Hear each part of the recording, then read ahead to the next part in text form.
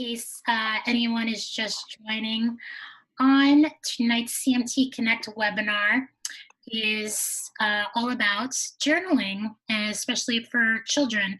So we're focusing on the emotional benefits of journaling, especially when dealing with a chronic disease, and CMT falls under that category. And tonight's our special guests here are Brenda and Takesha from Zoes Story, which is an online journaling group for children. So welcome, ladies. Thanks for joining us tonight.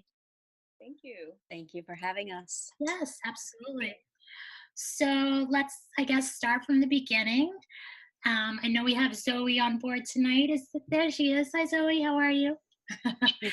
Thanks for coming on board. So maybe you could start us off tonight and just tell us a little bit about how this group got started and how you began journaling and why. In 2016, when I first moved to Seattle, and my arm or my wrist started swelling really big, and we went to the doctors, and at first they thought it was a broken arm, and they thought it was cancer. And when they thought it was cancer, it was the scariest part of my life because I knew that cancer is really deadly. So Right. a few days after that happened, I started just writing down my thoughts just for 5 minutes, and by doing that I'd feel more at peace because it would just help me ease my mind off of cancer. But after they figured out it wasn't cancer, they figured out it was CRMO, and CRMO only affects 1 in a million. Really? Mm-hmm. So Very rare. me and my mom just started to start a business to raise awareness for CRMO and to spread journaling throughout the world. Yeah, thank you so much. I mean, it's very admirable of you to turn something negative into positive, and to help uplift other children during the process. So thank you so much. And Takesha, do you want to chime in there and tell us a little bit about the parental perspective on how this got started? And certainly, from a parental or from my point of view, I would watch Zoe. I was afraid as well, and truth be told, it's still fresh in our minds every day. But I would watch her write, and I could see that when she would share her thoughts, even if she wouldn't share them directly with me, I would see her write things down or spend some time with her journal or her notebook, and I could tell it was helping her. Right. Because for me as a parent, my first instinct is to protect her. So when she was dealing with this, I was also dealing with it, and I would ask her so many questions that I could tell that it was also making her anxious. So I just watched how she used writing to really share those thoughts, and then she would share with me as well when she was ready. So as a parent, I could really see that this was the way that she was coping. Um, and it was helping her also be able to write down and articulate what she was going through so that she could share it with me. And so as we continued on this journey, we both just thought, why not help others? It could be helpful for others. And that's how we started Zoe's Story. yeah, I totally agree with that. And especially, there's so much to process when you're faced with a diagnosis. It kind of just helps you reorganize your thoughts, and like you said, be able to kind of step by step present it to your parents. And of course, as a mother, you want to make sure that your child is okay. I mean, sometimes they say they're okay, but you really want to know and see kind of how they're navigating that emotionally. So Right. absolutely. And how did you connect with Brenda here? So Brenda's just been a miracle for us. As Zoe mentioned, CRMO just strikes 1 in a million people, and most of them are children. And as we started to learn more about the rare illness space, we found different groups. And when we decided that we really wanted to launch with Zoes Story, I started to look for resources for people who were really experts in journaling. And Brenda has an amazing profile on the Center for Journal Therapy. And I just reached out to her. It was something about her profile. And then as she and I connected, I found her story to be very similar to mine as a parent. She was going through the same thing. So I knew that she absolutely could connect with our audience. Right. And so she and I have just been on this journey for about a year now, and loving every moment of it. Of course, not loving why we got here, but the fact that we are able to meet just amazing parents, amazing children, and sometimes in our sessions we laugh because some of the things that we hear from the children like are just amazing. And sometimes it's very serious. And I've even had parents come to me and say, I didn't know that my child was thinking about this or even could grasp what was going on. We work with children as young as 7. And so the parents at times are learning also because they come to our sessions. Even if they don't journal, they're always in the background listening, and they hear Right. the stories from their children. So Brenda and I just connected online through the Center for Journal Therapy, and it was the best thing that could happen for Zoe's Story. I love that. So yeah, do you want to chime in there, Brenda, and tell us Yeah, a little bit about likewise. It's your been a really background? great journey for me too. And just to add, it was one of those really amazing serendipitous kind of connections because Takesha reached out for my journaling, but I also have a daughter with a rare disease. My daughter is 11 and she has CMT. Right. And was recently diagnosed when Takesha reached out to me, and I just couldn't believe that the world was putting us together because to journal, which is what my part of my profession is, and then with in the rare disease world for children, it was just the best. And I agree too that as we've been doing these sessions, it's amazing what comes up. And I learned through Zoe's introduction here tonight that she started writing in just 5-minute bursts, which is amazing because that's she like intuitively knew how to take care of herself. And we can get into this a little bit later about how best to use journaling. But when we all convene together, we do short writes. So just in these little bursts of writing, it's amazing what comes up. Yeah, I'm sure. And a lot of your expertise is basically kind of, you are the facilitator of kind of pulling that information out and prompting the correct questions to kind of stir up those discussions, right? Right. The prompts are used to give kind of structure to those who are writing, whether they're the adults or the children, just a way in to help the kids explore what they're thinking, what they're feeling, what they're going through, and then to have a really safe environment for sharing experiences or even going there in the first place on the page. Right. And I mean, what's kind of the spectrum of the illnesses of the children that you work with? For Zoe's Story, or Takesha, do you want to jump in on that? Sure. Well, we started out mainly with children who had CRMO, which is chronic recurrent multifocal osteomyelitis, quite a mouthful, because that's the illness that Zoe was diagnosed with. But now we have children with a broad spectrum. So some of our children have sickle cell. We also go to the hospitals here locally.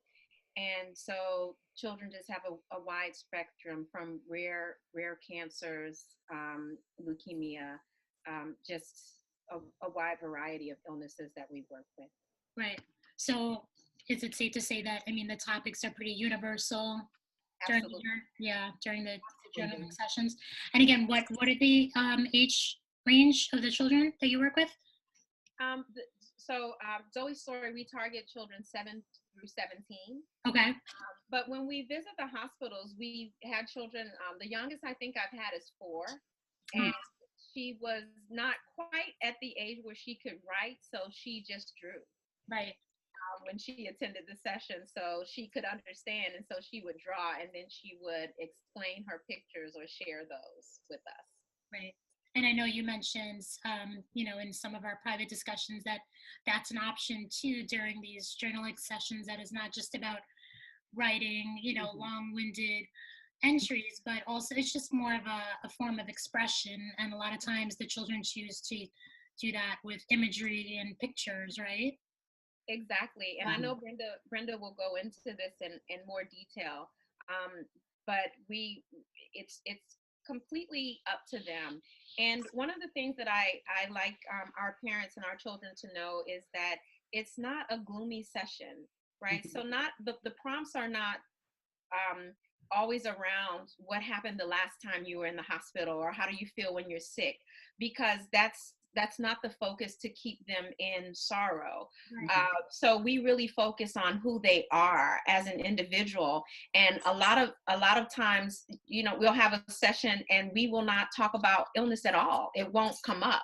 But in the times that it does, Brenda is skilled and does an amazing job in helping the children express that, but they don't leave the session feeling down.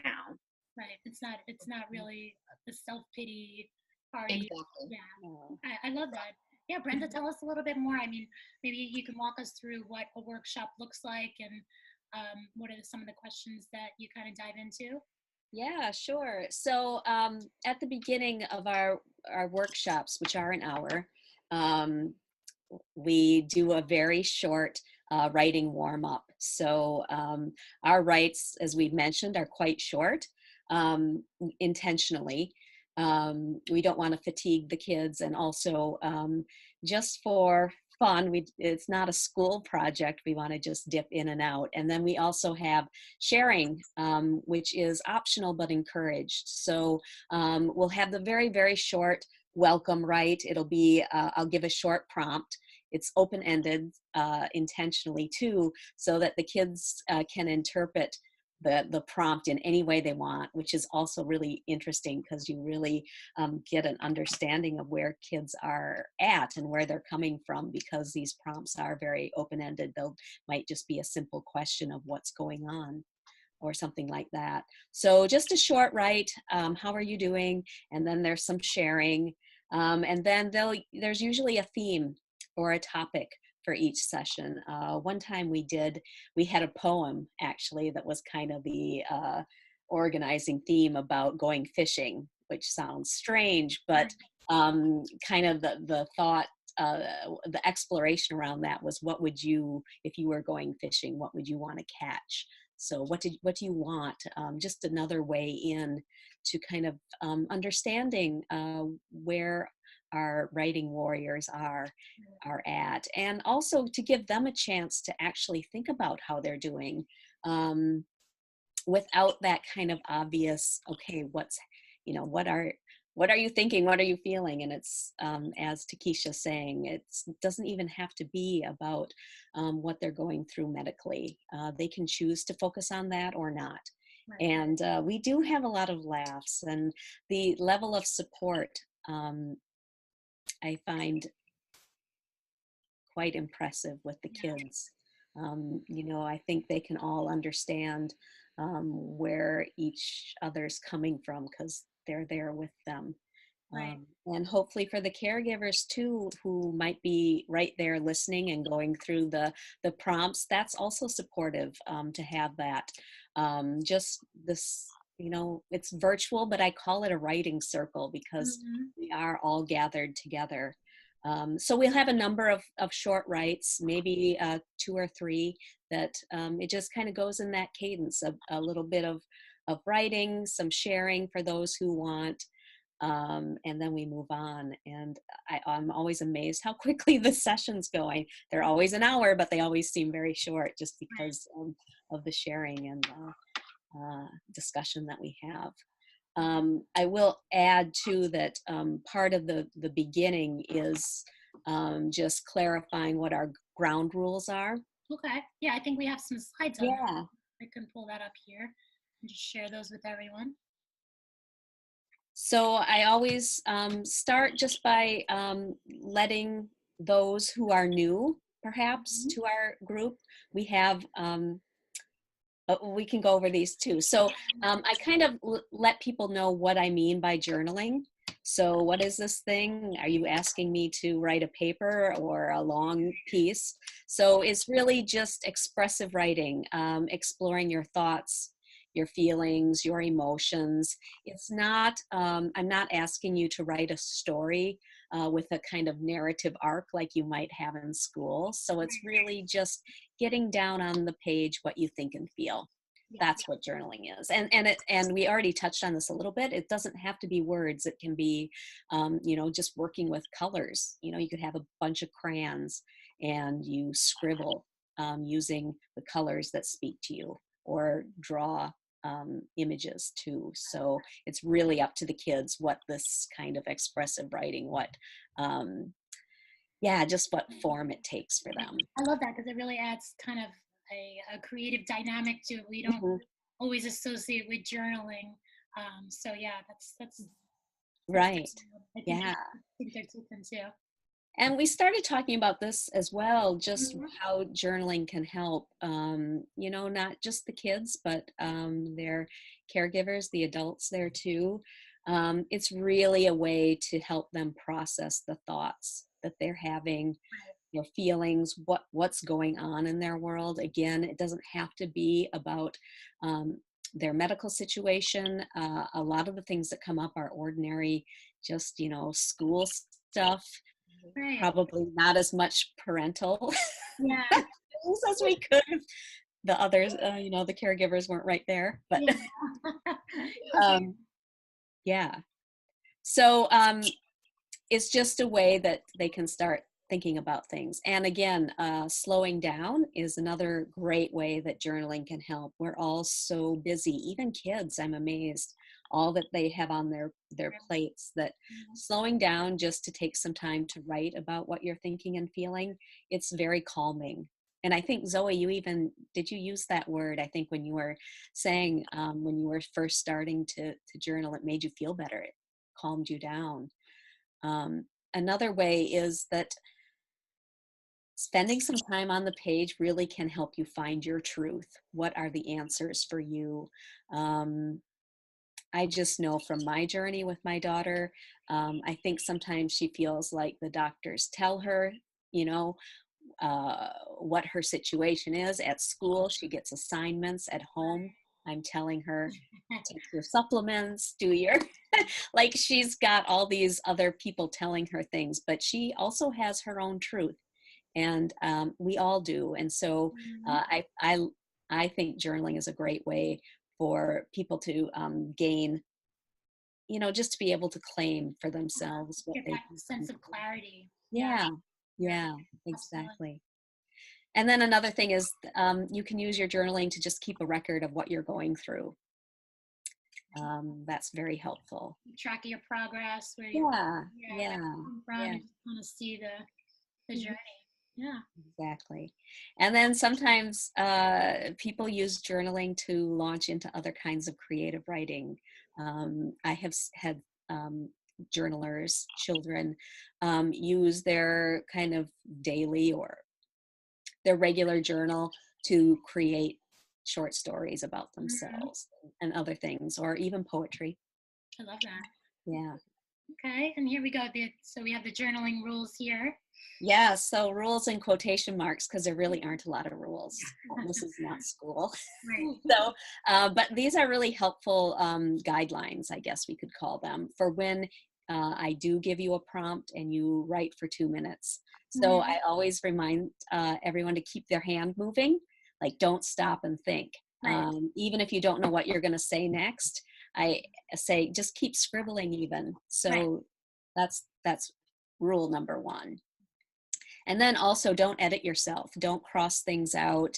Don't think too much about, you know, what the very best possible word for this is. Mm. So don't edit yourself. That also frees up your mind to write down whatever comes up.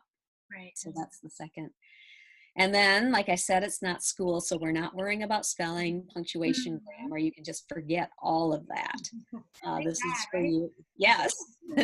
no one's grading this. Yeah. And when I say don't think, it kind of relates to number 2 of don't cross out or edit. So don't overthink what you're writing about. Really, it's quite magical when you just write down what is first in mind, what's first coming up. Right. Don't kind of second guess your emotions and your thoughts. Right. Yeah, And then exactly. I know, yeah, we have some additional rules here, ground rules. Yeah, so this is what I was talking about earlier. When we do convene, I just remind everyone, because sometimes there are new people here, new warriors to the group. So I say that this group cares, and cares is an acronym for all the, well, just the way we all together have this space together. So C is for confidentiality. We just agree that what is said in our circle remains in our circle. Acceptance, we accept each other.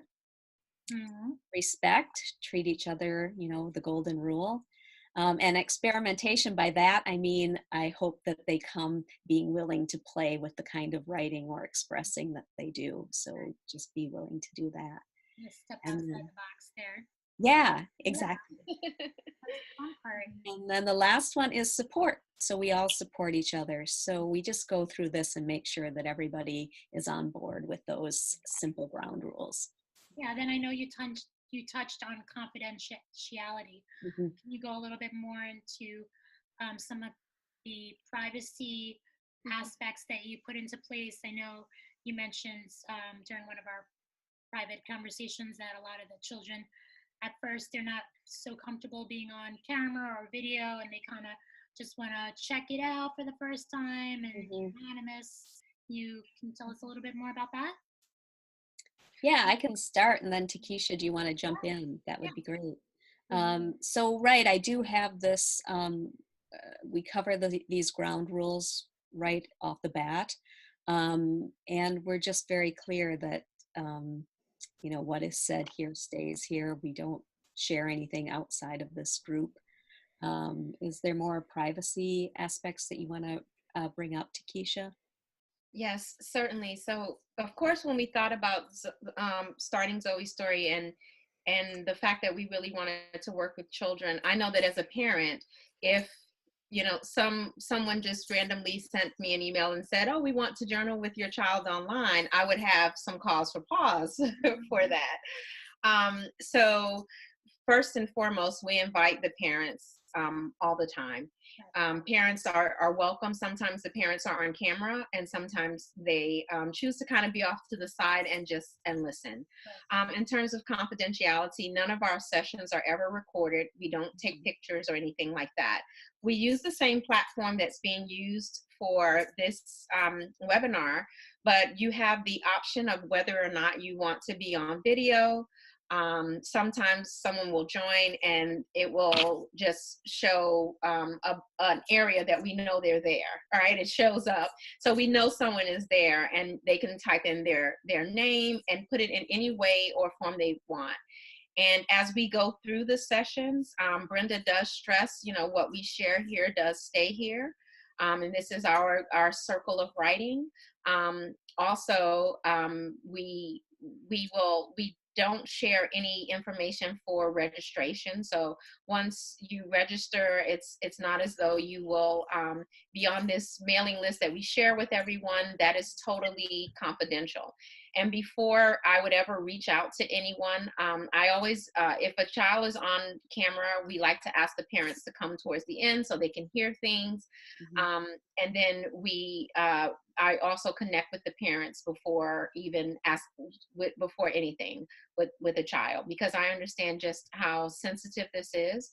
And when you are open enough to write and share, you want to trust that your thoughts stay with the people who you trust. So when you attend one of our writing sessions, how much or how little you participate is totally up to you. And we don't share names, information, and you don't have to either. You can just come and do what feels comfortable. And once you're registered, you receive a private link. So it's not, this link that anybody else can access. Exactly. So You have to register, and we changed the registration link. So you, month over month, you can't just join. So you do need to register each time. And you get a private link that comes directly to your email, and it's never posted online. Right. No, I think that's super important. And then, so tell us a little bit, how often are the workshops? What days, what times are they usually? And is there flexibility in that? Yes. So right now we do the sessions once a month. And you'd be surprised at how quickly a month goes by. It seems like they come around quite often. And we recently moved them to Sundays because we originally started on Friday night, which was a little tough for people. I know it was even tough for Zoe and I. After a long week, you just want to sleep on Friday night. And then Saturday, I know that it's family time. You're active. There's a lot going on. So we settled on Sunday. So our next session, we actually are having our next one in May. They're the second Sundays of the month, and they are 6 o'clock Eastern Standard Time. And so we picked that time because it's right before dinner, and if you have school the next day, spending 1 hour with us, you can still have time to have dinner, watch your favorite shows, and then get in bed for the next day. Yeah, no, I think that's a good decision there.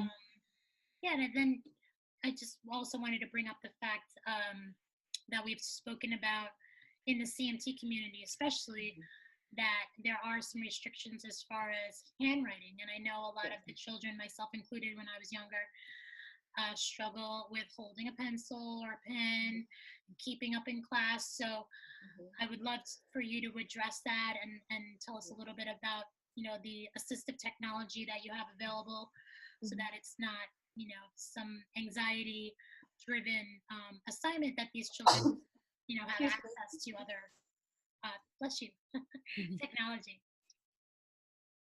Yes, I apologize. I am getting over a cold. First, I'd like to really thank you, Estella, and the H&F Foundation in your community, because you partnered with us a couple of months ago to do a survey out in the community to understand what children were struggling with as it relates to writing and how they overcome that. And we have taken that information and utilized it with Zoes Story. So each time we give children our free journaling kits. And so it includes a journal, it includes a shirt that welcomes you to our Writing Warrior community, some writing utensils, and Zoe and I'll throw some other little knickknacks in there. Most recently, we heard overwhelmingly that a lot of people in the CMT community like use hand grips because sometimes it's even tough to grip a pen. So we've started to include those as well. And then from a technology perspective, Brenda and I are still working through that. So I want to be clear about that. But one of the pieces of technology that came up a lot was the dragon writing. And so what we are also offering, if it is needed for writing, we will actually send what you see here on the screen to your home. So we are updating our form to just ask if there's a need for assistance with this. And so this kit actually comes with a headset as well. And so instead of having to write, because even with Zoe, her illness will attack her long bones. And so sometimes her shoulders hurting, her wrists are hurting, and she can't hold the pen and write. So this is speech to voice to type technology. It installs directly on your computer, and then you're able to use our writing prompts and our sessions. You can go on mute and actually just speak, and the words will appear, and those can be shared as well. Yeah, I mean, that's pretty amazing. And I also would like to thank everyone in the CMT community who took part in that survey, because, you know, I know a lot of times you see surveys and you just kind of delete and you don't really pay much attention to them. But, you know, this really had a purpose. And we really wanted to get a sense of how many children out there were struggling with handwriting, because over and over again we hear testimonies from our kids that, you know, they're being left behind in class, and you know, they're not being given enough time to kind of make up for the handwriting deficits. So I think this is a super powerful tool, especially with the way technology is kind of evolving so quickly nowadays, to have something like this, not only for journaling, but this is something that they could use outside of journaling, correct? I mean, once they have that technology, they could use it in school or for home, for homework. So Exactly. Yeah, I And mean, it's tied to us. So once it's yours, it's yours. And so we are, you know, we're here to help. And so if it will help in any way with making those writing assignments a whole lot easier, or anything, the technology becomes your property. So we'd love to see you at the journaling sessions with them. But if you can't make it, at least you have something that can help you in that area. Yeah. So how would someone go about, you know, kind of requesting this program from Zoes Story? Yes. So beginning in May, we will have our form updated online. So anytime you go to our website, there's a link to just request a journal kit. And we are updating the form to ask if you have difficulty with writing and if you need assistance. And we'll have the different things, like would it be a hand grip or would it be this? Right. And so it's as simple as asking, and we would send it out. Great. And that's zoestory.com, correct? Yes. Zoestory.org. I'm sorry. I'm sorry. Okay. Yes. So yeah, well, I mean, for anyone watching now, we'll put the website link up afterwards, so everyone can kind of check that out after. But yeah, I mean, I think this is something that I wish I had when I was younger, and I'm just happy that it's available now. And I love that you're really expanding outside of your disease group. And you know, it's really, I think it's very healthy for children not to be kind of stuck in these little bubbles as well, you know, and to kind of expand their exposure to other kids and other conditions, and just get a sense of what, you know, others are dealing with. And sometimes it helps shed some perspective on your own situation, and you know, evoke gratitude and other things along those lines, which I think is super healthy. And it does. And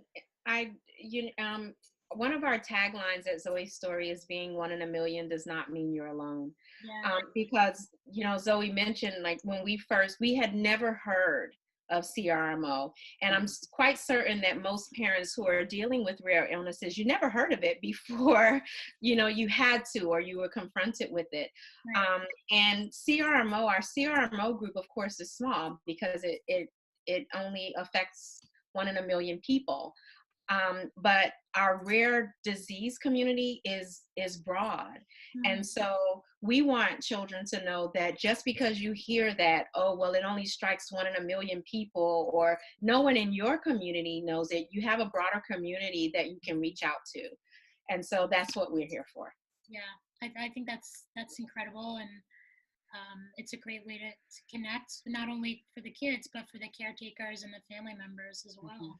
Yes, exactly. Yeah, I mean, thank you so much for the work that you're doing and the progress that you're making. Congratulations, Zoe.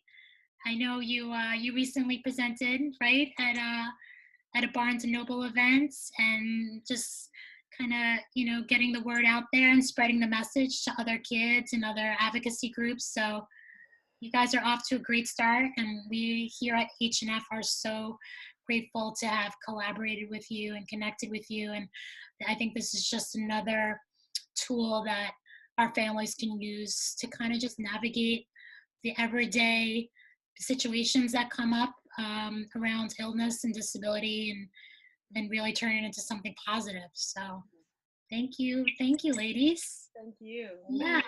Thanks. So we wish you the best, and so we will be posting each month your workshops and promoting those. And I definitely encourage everyone to check out zoestory.org and learn a little bit more about your program and when the next events are being held. And yeah, so thank you so much, ladies. Thank you. And we'll be seeing you shortly. All right. Happy writing. Thank you. Bye, guys. Have a good night. Thank you. Bye-bye. Bye all.